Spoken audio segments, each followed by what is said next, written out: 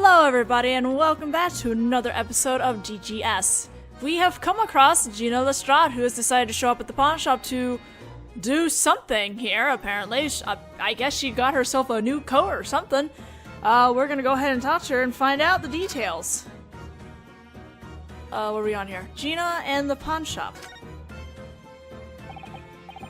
So you're here to borrow money from the pawn shop, Gina-san?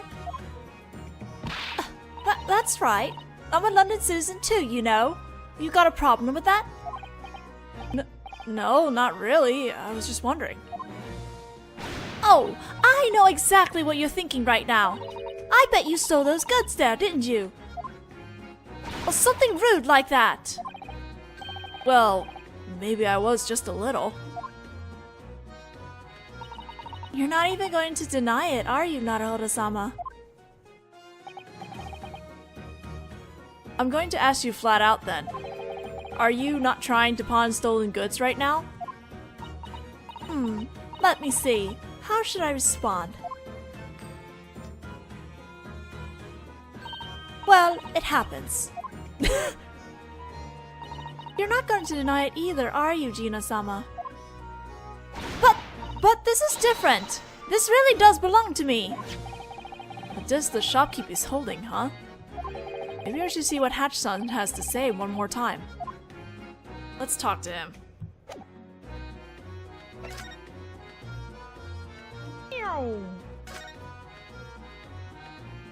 About the disc. So, just what is this golden disc? Its gold surface has an incredible number of small bumps engraved in it. Ah, this is a music box for a music box.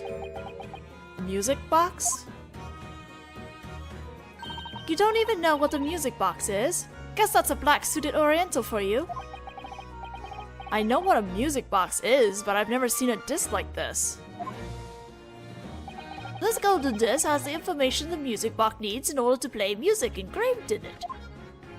If you put this into the machine, it'll play beautiful music. So, just what sort of music is engraved on this disc? Well, unfortunately, I don't know. Even within the category of music boxes, there are English-style ones, German-style ones, Spanish-style ones, and countless others. I'm not sure which machine would be able to play this disc properly, you see. I see. So that's how they are. Besides, even if I were to end up putting this up for sale, no one would buy it. To be honest, it's not even worth a penny.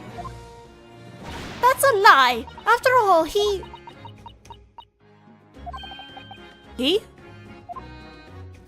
Anyway, that can't be right! It's supposed to be valuable!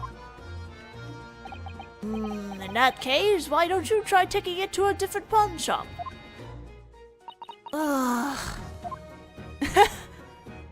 About Gina. Truth is, this isn't the first time this girl's come to my shop. Is that so? Well, she's bought me suspicious goods many times before. What do you mean suspicious? I'm a pure and beautiful customer, got it? Sure you are. And today's good is this disc? Well, you see, it's not that simple.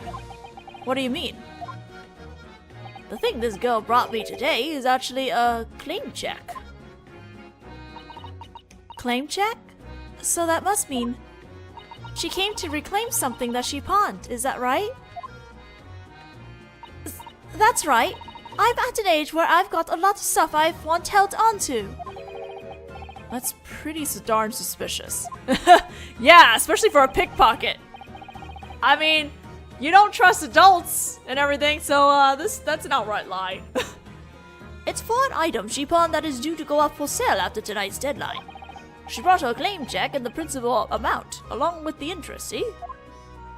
So I had no reason not to return her item to her. You say she withdrew it, but she doesn't seem to be carrying anything. Oh, she's actually wearing it sloppily right now, see? The item she withdrew was that coat. Ah. What's your problem? It looks good on me, right? Perfect, it's mine after all. So then, where does this disc come in? Yes, this, you see, is her new item for pawning. New item for pawning. What do you mean, her new item for pawning? Well, basically, this girl came to my shop today with her claim check and money, see? And she withdrew this fine black coat, right? Yes, and she put the coat on right away, and then she started suddenly rustling around in her pockets, searching for something. The pockets. What? I'm a lady, alright? You're not allowed to stare! Ah, so you mean the thing she took out of her pocket was... Indeed, it was this. And she immediately tried to pawn it, just like that? And at the highest price she could. Even more suspicious. How rude! I was just trying to conduct a normal pawning transaction. Incidentally, who is it that pawned the coat? That would be me, of course. I can't help thinking that it looks a bit big on you, Gina-san. It was my, father's. It was my papa's coat, okay? Is that so? It goes without saying, that sounded like a pretty bald-faced lie.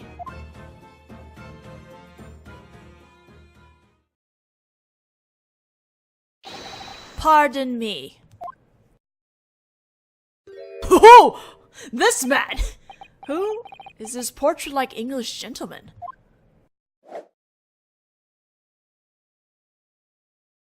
Well, that's an introduction. Good day, everyone. And he's got Mangodel's theme. I like to call it Mangodel's theme, even though it's not Mangodel's theme, but it was the first... Literally, this song started playing from Mangodel's theme. It's like the suspicious track or something. Who are you? I have business to discuss with the shopkeep. I'll have to ask you to get out of my way. If you're going to make a pointless racket, would it not be preferable to do so outside the shop? Can't you see that I'm still in the middle of haggling? If you're going to pretend to be a gentleman, at least wait your turn. Oh snap! Well, as shamelessly rude as always, I see. Filthy little pickpocket. Huh? What's your problem? Do you know me? Do I know you? Don't you at least have the decency to remember the faces of the people you've robbed? You? Shopkeep. Yes. This unpleasant little pickpocket seems to have just made a withdrawal. Yes, well... That belongs to me. But I ask you to return it to me with the greatest of haste. Huh? But that's a lie! What are you talking about? Now, I'll be having that coat back, and, his frickin' poses. The music box disc as well, of course. No! You can't! I mean, this is, this belongs to my papa, and that basically makes it mine! Naruhodō-sama. This is becoming quite an uproar. It seems like it might be a good idea to get more details about all of this.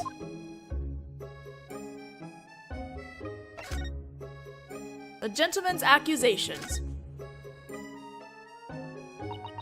Gina-sama, is what that man said...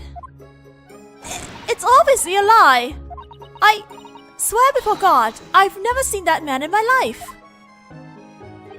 So, that claim check you brought me was stolen, was it?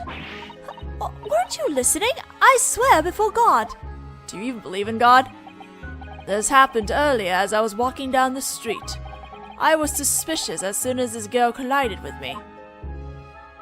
That I just had my pocket picked by this dirty little urchin. Once again. Once again, you say? Yes, as you can see, I am a man of considerable means. This isn't the first time I've been targeted by this lot who breeds in dark alleyways. Now then, I'll be taking that valuable coat back.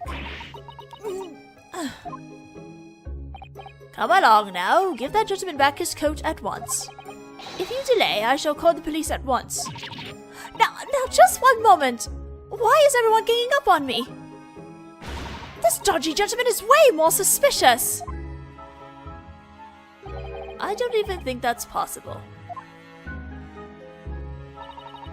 Proof. Yeah, that's it. Do you have any proof that I stole it? As if you could. Yes, if it's proof you want, naturally I have it. Oh snap. We're in trouble here. Proof. Proof that the pawn item that Gino-san withdrew belongs to this gentleman, huh? I know. Naturally, we should be able to find that information in the shop's ledger. The ledger ought to contain the names of everyone who pawned anything here. You're right. Well, I'm afraid that won't work. I don't ask my customers' names here at my shop. Why not?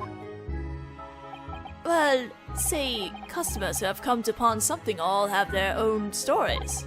There are actually quite a few customers who don't want their names known. I can understand that, but in that case, how do you know who the real owner of the pawn items is? Good point. Oh, I know. Sir, may I have the password for that item? Yes, certainly. Professor.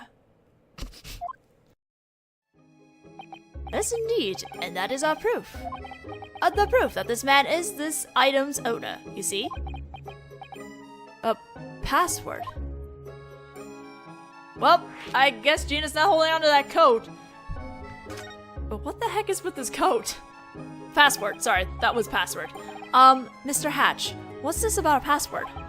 I mentioned this earlier, but when customers come to pawn things, I don't ask their names. There are various circumstances that the customers wish to keep secret, after all. Holmes! Hatch-san seems to be glancing in Holmes-san's direction. Famous detectives don't have dark secrets. I don't know about that. And that's why I've set up a password system. To put it in different terms, it's something like a safe combination. The date and item pawn along with a password are set. And I also provide the customers with a claim check. When they come to withdraw their items, I ask them for their claim check and password. So if they answer correctly, you allow them to proceed with the withdrawal. Correct. Naturally, I also exact a fee. And I just answered your question. The date was 2 months ago. 2/15. The item was a high-quality coat. And the password is Professor. Indeed, it was a perfect answer. But... There's no room for doubt.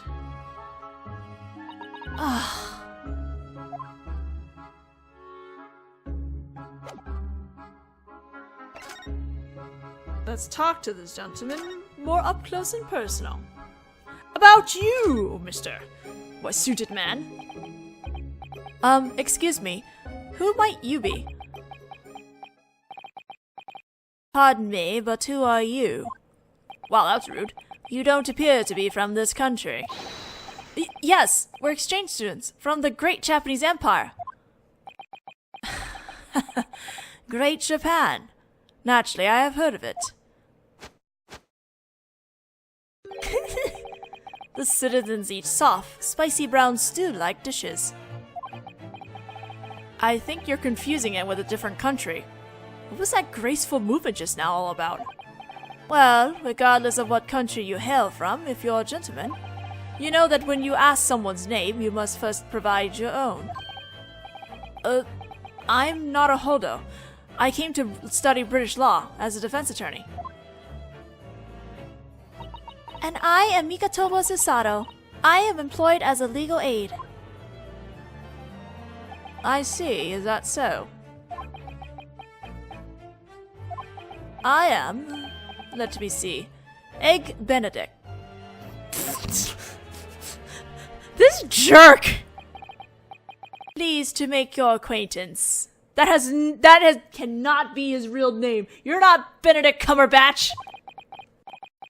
He provided a suspicious name with such beautiful movements. Now, I'm afraid that will conclude... Now I'm afraid that we'll have to conclude our discussion. What are these motions?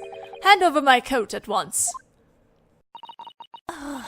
Just the way you move is annoying.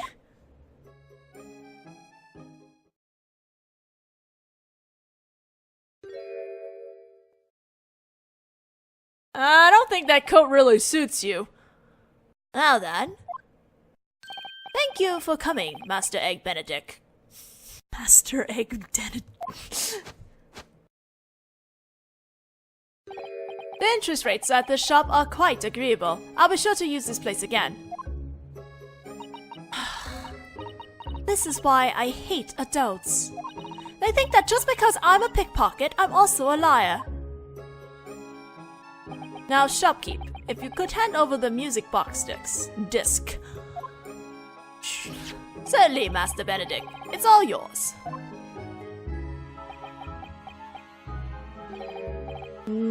Just this.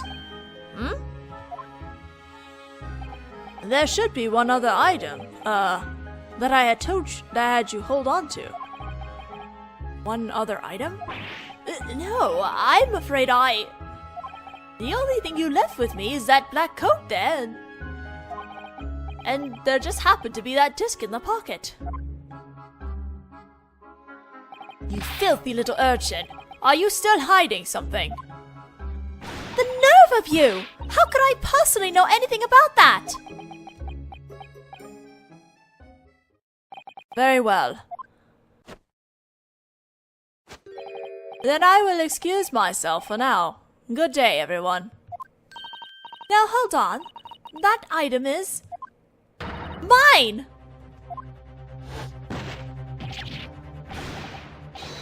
What do you think you're doing, little girl?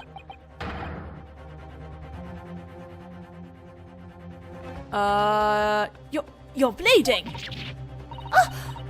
There's blood on the desk.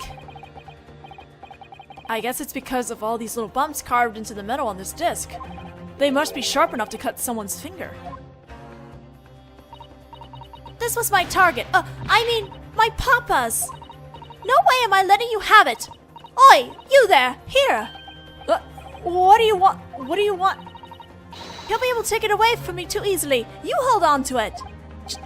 Gina-san. Why is she so hung up on that disc? The music box disc. What plays on this thing?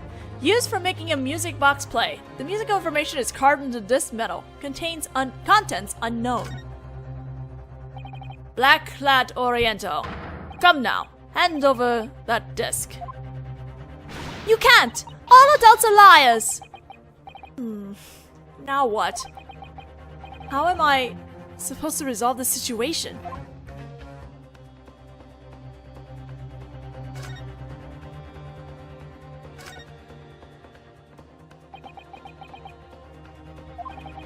I tried to talk to him, but he's glaring daggers at me. Got to do something about this before this mysterious gentleman leaves the shop. Meanwhile, oops, sorry. As we saw Sherlock over here. Holmes-san? What are you having such fun examining at a time like this? Eating your caramel candy. Caramel? Caramel candy. Is it caramel or caramel? Holmes? Finally. You finally found me, Mr. Naruhodō. Eh? The pickpocket girl told me to go away and chased me into a corner, leaving me out while the rest of you started getting all excited and having a good time. Oh my god, Holmes! I had nothing to do, but I'd be embarrassed if you not noticed that, so I had to pretend to be enjoying investigating this bit of rubbish that I could possibly be less interested in, while chewing on my only friend in the world, my caramel candy. Can you even imagine how upset I am? I was lonely. I was unbearably lonely.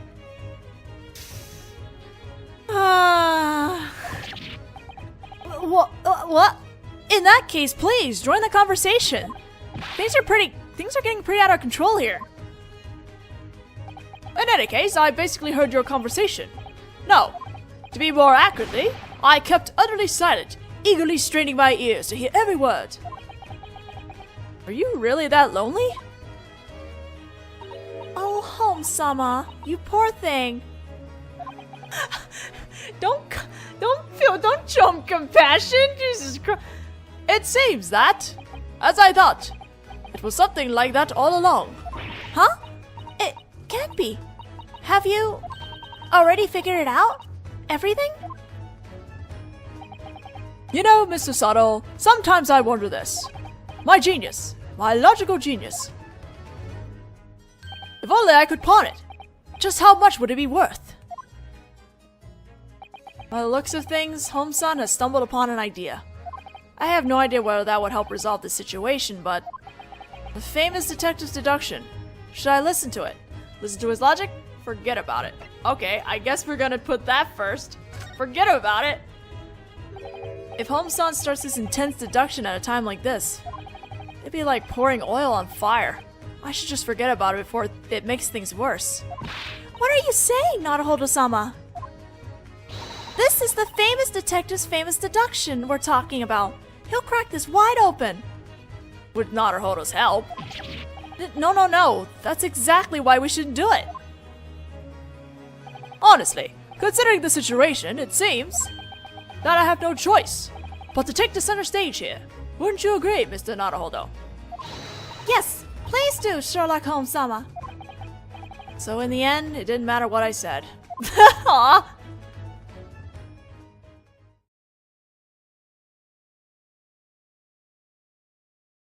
Well now, Miss Gina, you appear to be in a bit of a sticky wicket. Honestly, you're late, Holmes. What took you so long? Huh? When a lady's in trouble, you're meant to come running!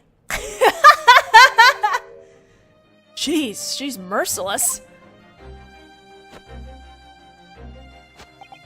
Pardon me, but who are you? Mr. Egg Benedict. You're the sort of gentleman who could be accurately described as an all-you-can-eat buffet of curiosities.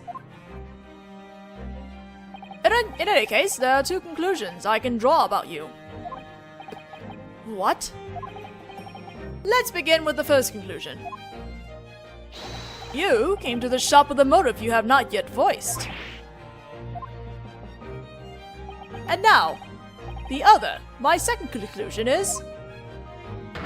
you are, at this moment, in the midst of a serious crime aimed at cheating someone out of a very large sum of money. Well, Mr. Benedict, how much would you pay for this deduction? What?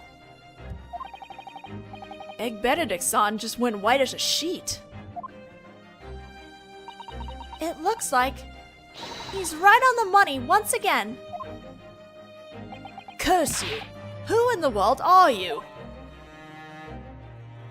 Yes, there it is. You see? I long to see that expression on your face.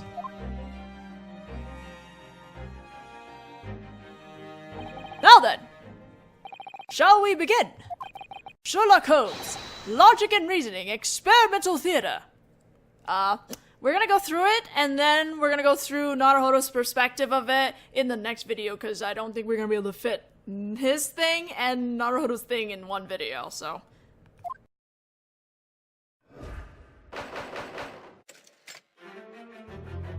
let's do it. First topic. The mysterious gentleman's objective.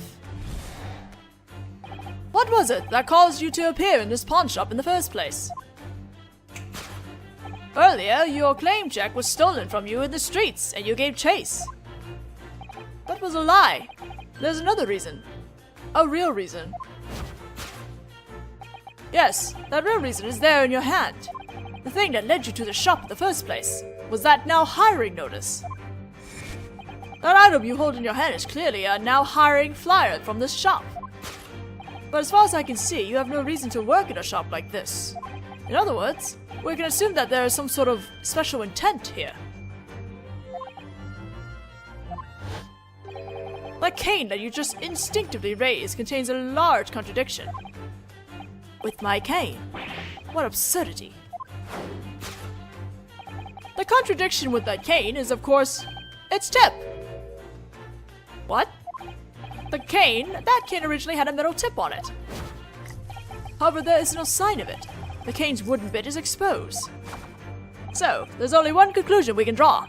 The rod in your hand, which at first glance appears to be a cane, is in fact not a cane at all. Oh, what? Oh my, you seem rather shaken. Is something wrong?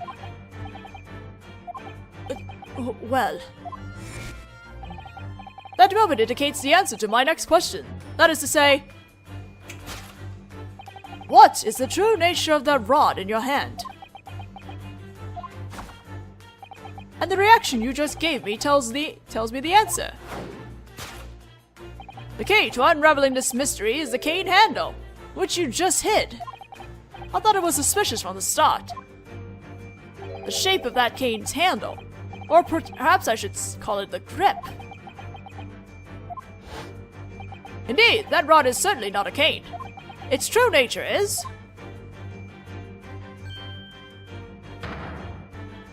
a shovel whose scoop snapped off in the ground. What? What? In other words, here's my conclusion. Your true objective is... you set yourself up as an employee at the pawn shop and dig up the shop's basement with your shovel. What a truly fearsome criminal thought. Oh, what? Okay, you know, that's still not as bad as about the lion eating the rug. To dig a tunnel in the pawn shop's basement. That was the conclusion. Next topic, massive crime. Now, Mr. Benedict, I'm afraid this is the end of the story. This isn't the end of the story. It's my duty to expose the massive crime you're plotting, see? Utterly laughable. You honestly think that I'm intending to dig up this pawn shop's basement with a broken shovel? And just what do you propose is in this paltry little pawn shop's basement?